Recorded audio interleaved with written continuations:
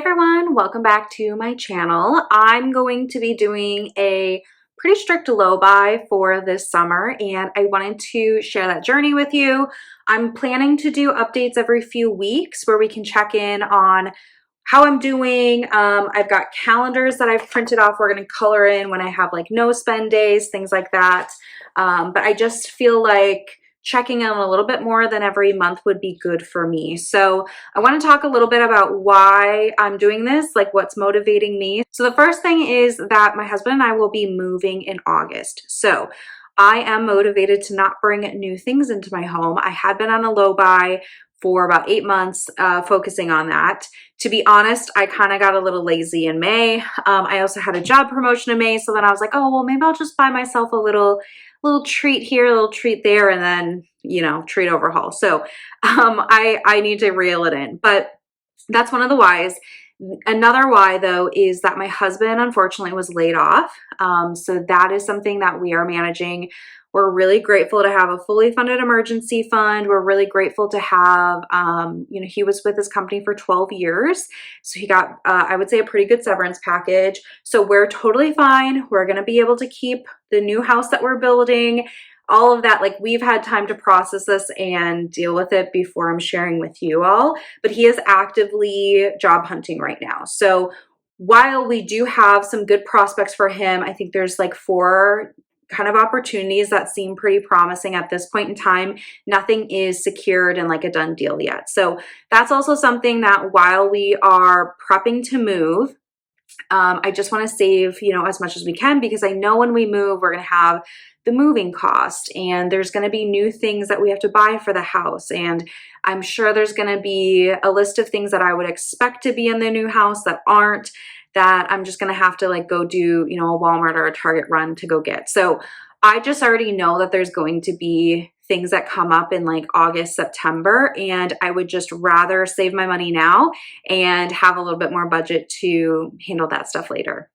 So I wanted to talk through what my rules are. I love the green light, red light list that I've seen other people. I think Grace originally started that perhaps, but I love that approach. So my green light list are things that are perfectly okay for me to spend money on. So the first is bills, right? Like, we're going to pay our mortgage, we're going to pay our power bill, all of that. Groceries, we're allowed to spend on groceries. And I actually am okay if we spend a little bit more on groceries because we're not eating out. Like, it's okay to me. I would have just preferred to eat at home, obviously. We're also okay to keep all of our current subscriptions. So some of our subscriptions are annual, which is like why this is factoring in. So we have Peacock and Amazon that are on an annual subscription. And then my dad and I share a Netflix.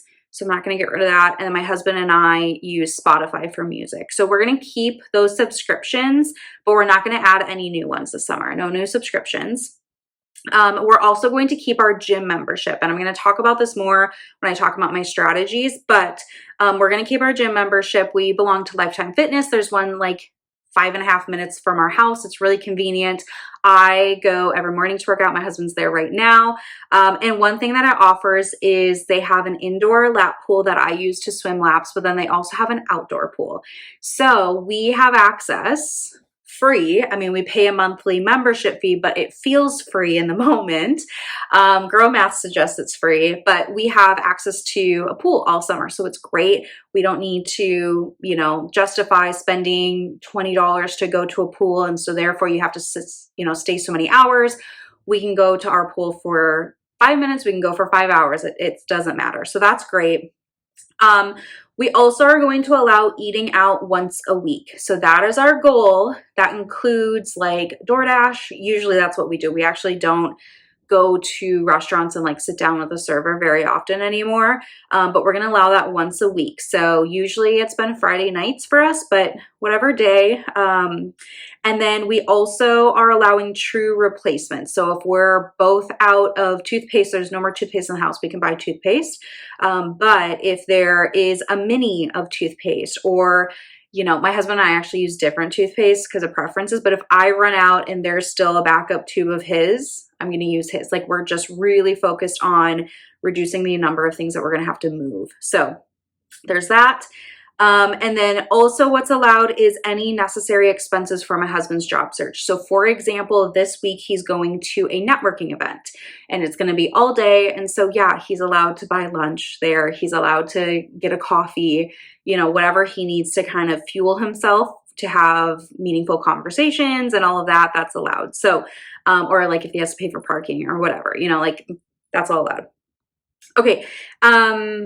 The no list. The no list is any impulse purchases on Amazon, Target, Instagram. This is my weakness. I see something, I want it, I buy it.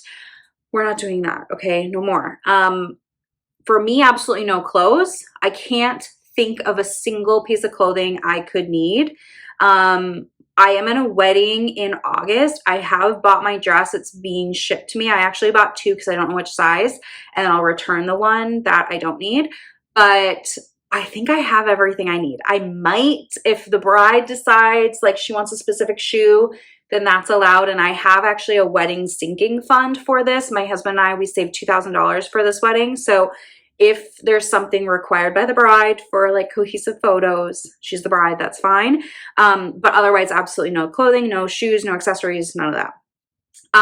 No new beauty. So if it's currently in my routine, like a powder, and I finish up all the powders, I'm allowed to buy a powder. But I'm not going to try some new category of makeup or beauty that I haven't already established in my routine, because I can do that. I can convince myself that, oh, I need this spray that I'm going to spray on my face before I work out, and it's going to do all these things. Like, I don't need to invent new categories, because what's working is working. Like, I like my skin right now. It's pretty clear most of the time.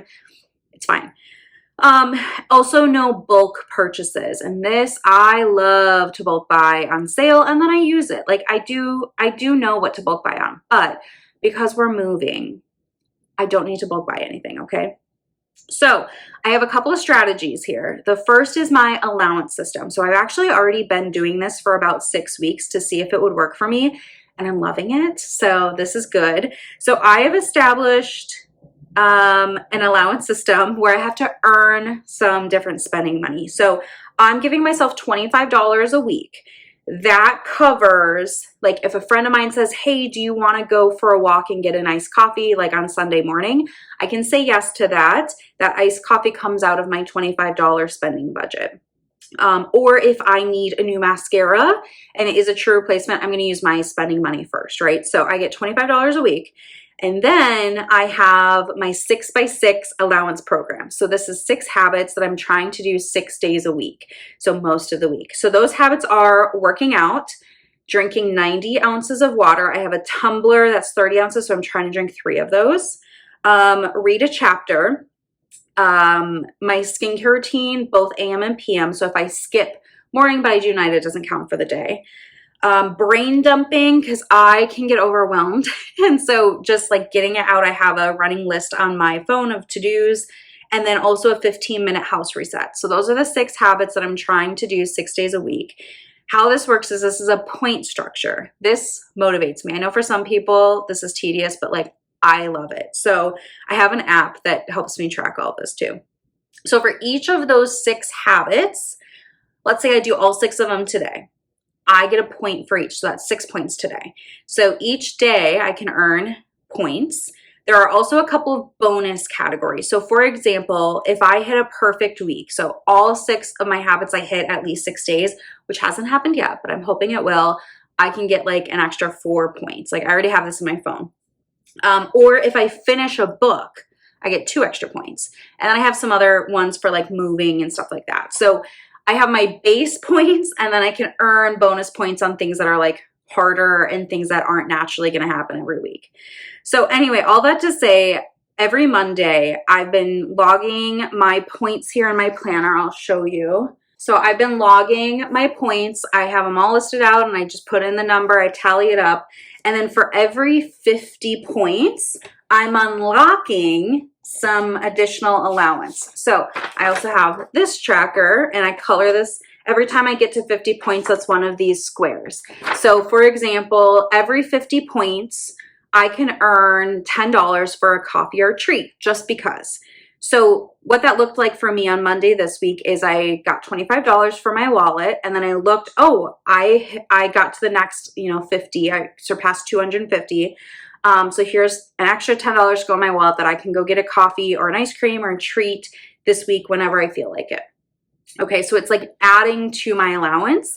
For every 150 points, I can earn $20 to go towards buying some grocery store flowers for our base.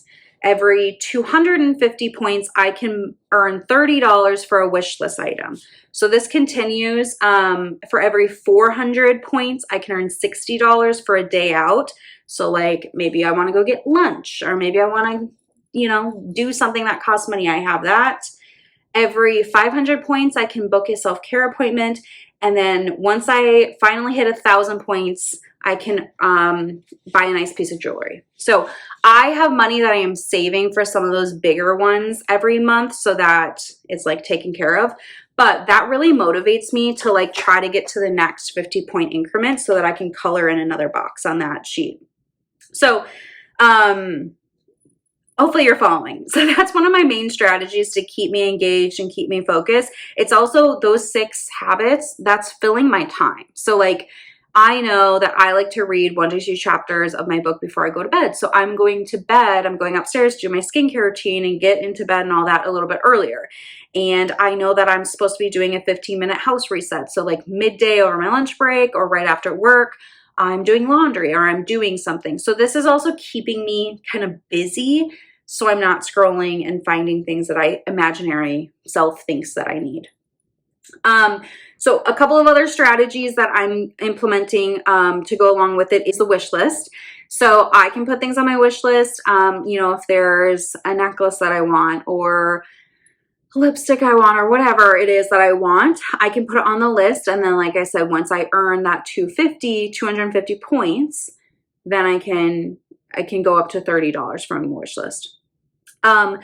I also mentioned the gym, but that is a huge strategy. So my husband and I broke it down. It's $5 for each of us per day, basically is our membership. I mean, a little bit less, but we round it up.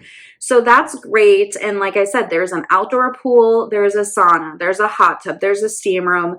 For me, I go to the gym and I swim most mornings, or I'm walking on the treadmill, but I am also showering at the gym. I'm using their shampoo and their body wash and like all of the amenities that we pay for. Mine also provides razors and shaving like foam, like if you forget your stuff. So I'm trying to use all of the things that they're letting me use for free. I blow dry my hair at the gym when I'm going to blow dry it to use their electricity. All these things are saving me money at home, right? That's what I'm telling myself.